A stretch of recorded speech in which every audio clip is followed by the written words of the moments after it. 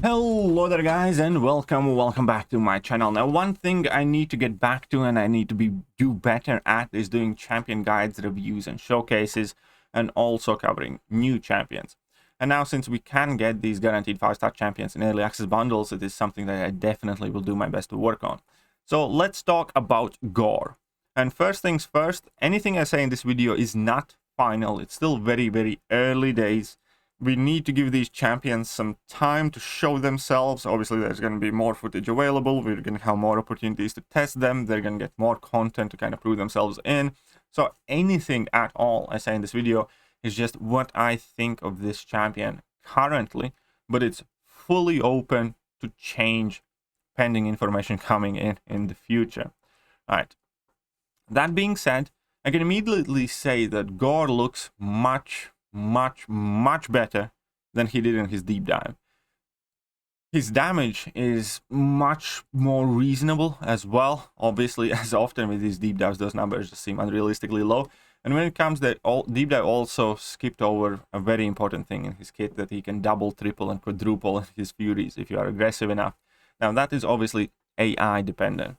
Now, to quickly kind of cover what he does is basically you finish your combos with light attacks. That means you're going to be getting new shadow magic buffs. You can get 3 different types. One is bleed, poison, and shock, basically. And then whenever you finish your combos with medium, for whatever corresponding buff you have, you inflict a weak damage over time debuff.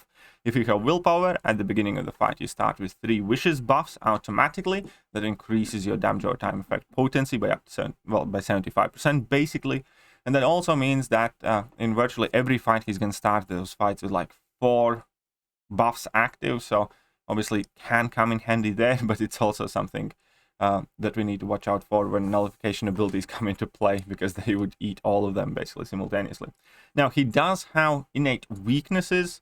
There are a few more abilities that I'm going to make you guys aware throughout the fights, but first things first, let's just actually kind of go over some of his rotations, the way I like to play him, and how these fights will look like. First, we're going to do some comparison in Realm of Legends. I'm going to have 2 fights with Gorr. Then I'm going to do the same fight with Cersei and same fight with Hercules.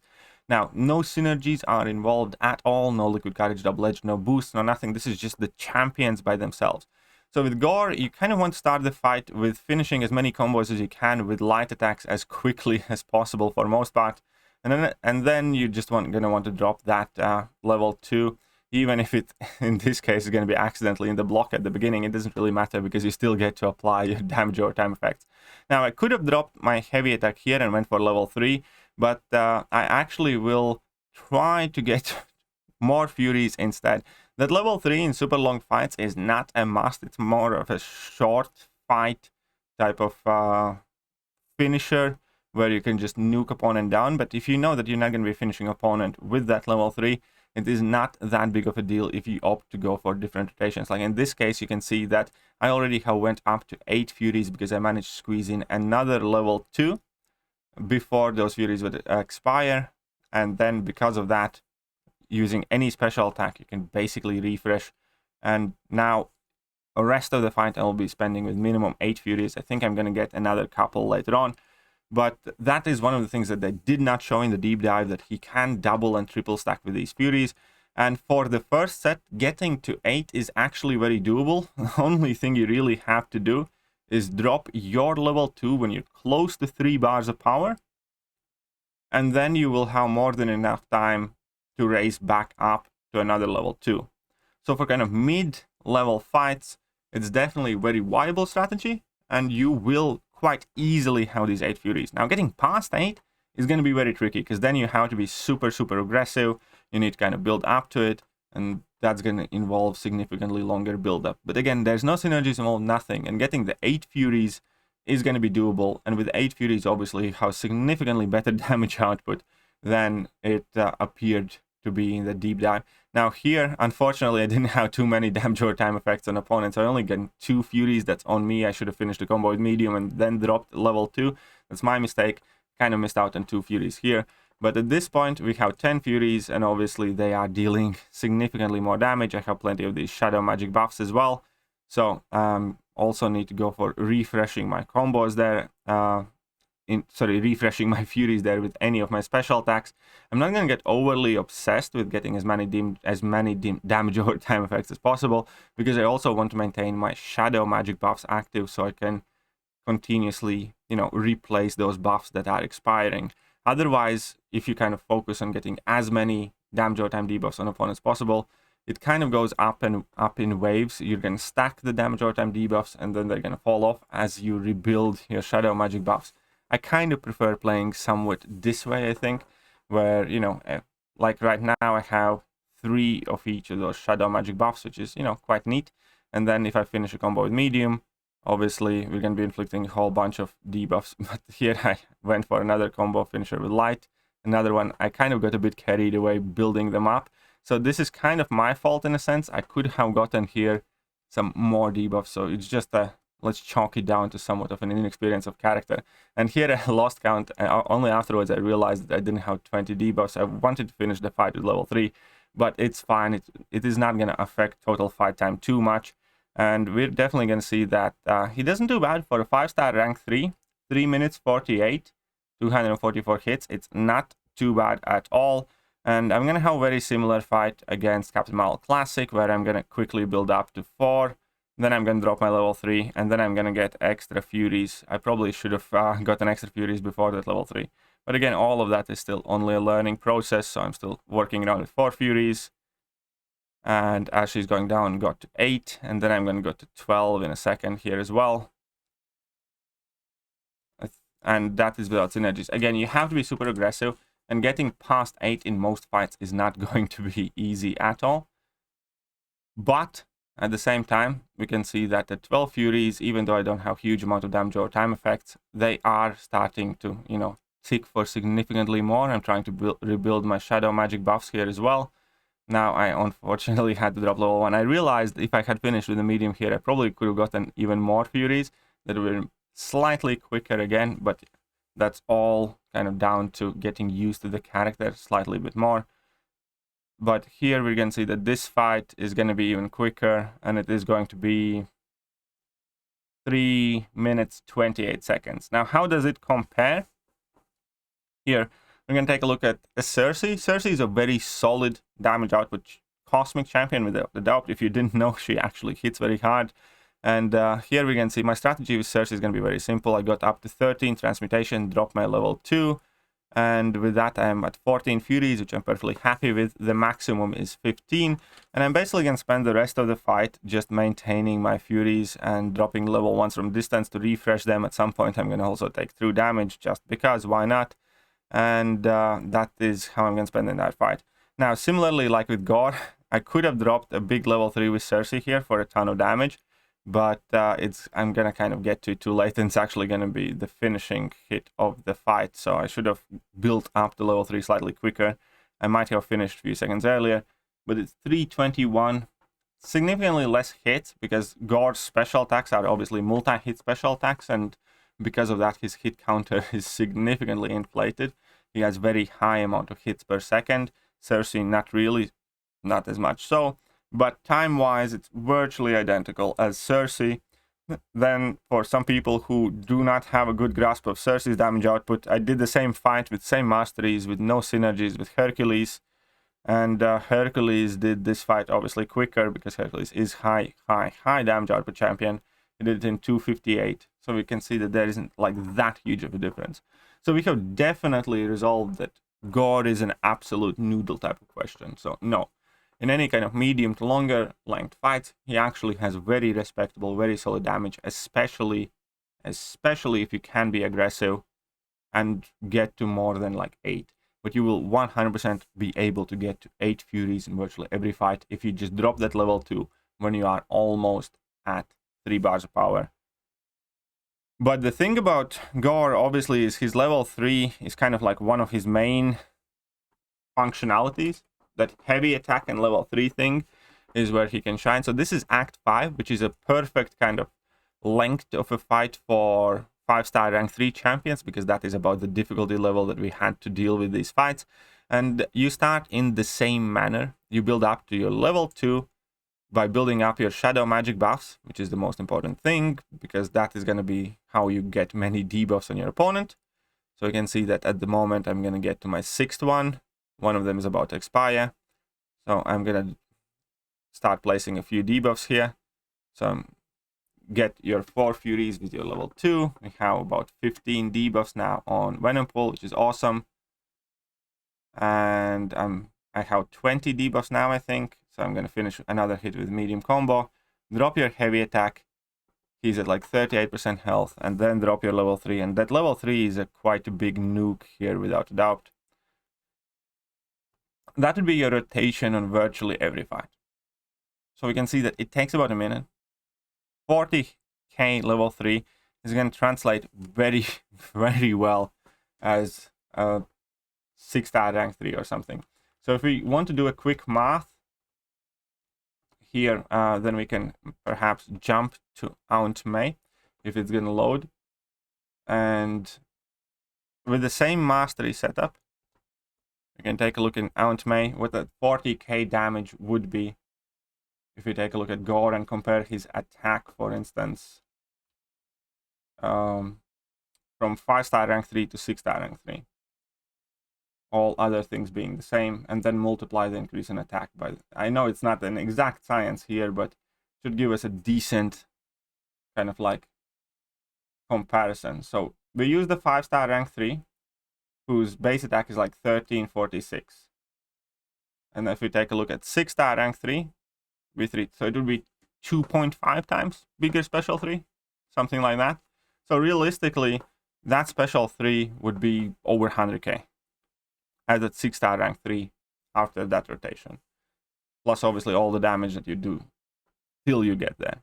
So that special 3 would easily reach like 100k damage very early in the fight. Basically you need to get to level 2, few medium combo enders, and throw heavy attack. If you get to 8 Furies before that level 3, it would be obviously even bigger special 3. That is going to be his party piece. Now there is, however, a problem with that. And that problem is going to be showcased in a second by Hulkling. And you guys are going to get what I'm talking about. So the fight lasted slightly over a minute and involves you getting to level 2, a little bit of combos, and then heavy attack to level 3. So let's see. This is not a perfect Hulkling play. I'm not super experienced Hulkling player by any means. But the point is, I'm going to compare the fight duration with a Cosmic Champion that, again, has a very good damage. But it's really not the highest or hardest hitting Cosmic either, right? So here I got my unblockable, awesome. And I'm gonna drop my level 2, get my 2 Furies. And she used another one of her level 1, sweet. Another combo after her level 2. And the fight is over in 33 seconds. Now here's gonna be the problem for vast majority of your daily use. You're not going to want to do that. We have plenty of champions in this game that have these OP level 3s, be those Mysterios or whatever. Now with Gorr it's slightly different, because technically only how to build to level 2, but then there's all those extra steps, which in my mind kind of basically mean the same. Level 2, level 3 for Gorr effectively means like building up to level 3 for regular champion. And when regular champions have that nuke ability on those level 3s, we never really get to it. We don't use Namor. Namor could do that. Just build up level 3 and boom. Don't really use Mysterios or daily drivers. Only time we use these level 3 champions are when it's super easy to get those level 3s. And there is still a good reason for it afterwards, like with Dr. Doom. And the entire increase in that duration, we can see here again exactly what I mean. Remember that Hulkling fight? I'm going to have another Wolverine fight with the Hulkling. And now with Gorr, we're going to do the same thing. We're going to build up to level 2. And this kind of leads me to think that I know more or less exactly what Gorr is for, and you know where he can be used if you want to use him. So here we go. Finish combo with medium, drop that level 2, get my Furies, And I have, what, 11 debuffs now there, slightly more. I'm going to drop my level 1 here just to kind of refresh my Furies. Perhaps I shouldn't have dropped it. I'm going to drop my heavy attack gain, the power gain, drop the level 3, and that is basically his rotation.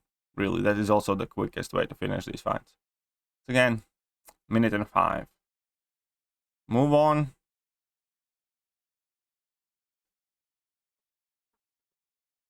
You can do Hulkling. Hulkling doesn't have any regen mitigation, unlike Gorr, for instance, with those debuffs and poisons. So here we're just gonna go and clap at that Wolverine, why not? We gained our aptitudes, get a little bit of extra power here, sweet. So look at that, I'm unblockable. 2 Furies, decent amount of damage here, not bad. And then another like combo or 2 and the Wolverine fight's over. Overpowering that region. And this one again was like, what? 32 seconds. I know it's a quite harsh critique, but realistically, we don't use champions like Gorr in our day-to-day lives in MCOC. So I don't think that's ever going to happen. I do think Gorr has much more value than Deep Dive led to believe. I do think he has a very practical level 3 nuke. I think at the end of the day, it's virtually about the same level 3 nuke that, you know, Havoc has or somebody else does. But there are reasons, ultimately, why I think more of Gorr than some other champions. And there's obviously a big deal breaker for a lot of them, which is going to be elephant in the room. But Gorr does have that access to a ton of buffs, a ton of debuffs, very easily, very persistently. And if we jump to Act 7, and a lot of content that's been released recently, that is a fairly significant thing. Many of these paradox lanes increase the potency of damage or time effects. Many of these, you know, increase the attack based on the amount of buffs or debuffs you have on opponents, and so on and so forth. So I do think that Gorr as a character definitely does have a place. But at the same time, existing next to Hercules, CGR, Hyperion, he also is, in my opinion, quite far from a champion that you should be trying your hardest to open camps for. He's not the champion that you necessarily need to lose, you know, sleep in arena for. Gorr is definitely in that group of champions where if I'd get him as a 6-star, I'd be interested. I'm quite interested. I'd like to have Gorr on my account. I'm not gonna absolutely chase Gorr, for sure though. I do think if you have a big roster, he's going to be a worthwhile rank up, because I can see some niche, some spots where he's going to fit in quite nicely. Largely out of convenience. Now, the biggest problem with Gorr, obviously, is he's arguably the most unfriendly champion with Liquid Courage Double Edge. I really don't know why they did it that way. I think at the very least they should have given him the ability to purify the debuffs of whatever shadow magic buffs he has, or make him immune to those instead of the regen mechanic that was there, because then you could easily kind of do Black Widow Clairvoyant in a sense, when you start with bleed immunity, finish a combo, and get poison immunity and purify those debuffs. And then everything would have been fine. But the way he exists now, he's arguably the worst champion of Liquid Courage Double Edge. So that's a huge, huge weakness. In practical terms speaking, I can see him having some moderate, medium use maybe in some parts of AQ. I can see him having some specific niche in Alliance Wars as well, similar to how perhaps Havoc or Professor X has now. He's never going to be a daily driver, because he's definitely not that type of champion. He's never going to, you know, be your questing go-to option. But it's going to be interesting to see how he settles in the contest.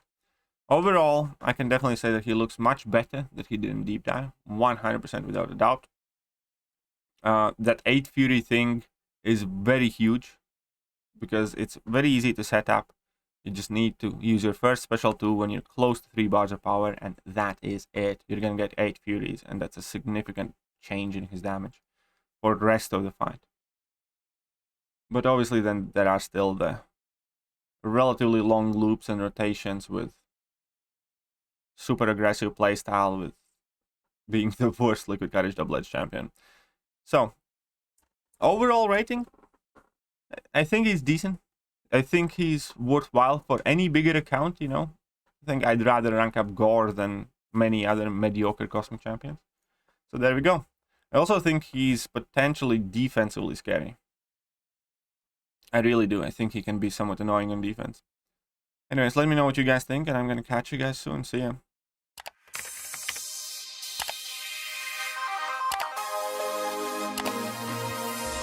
Hello there guys and welcome back to the channel. So we have all the information about the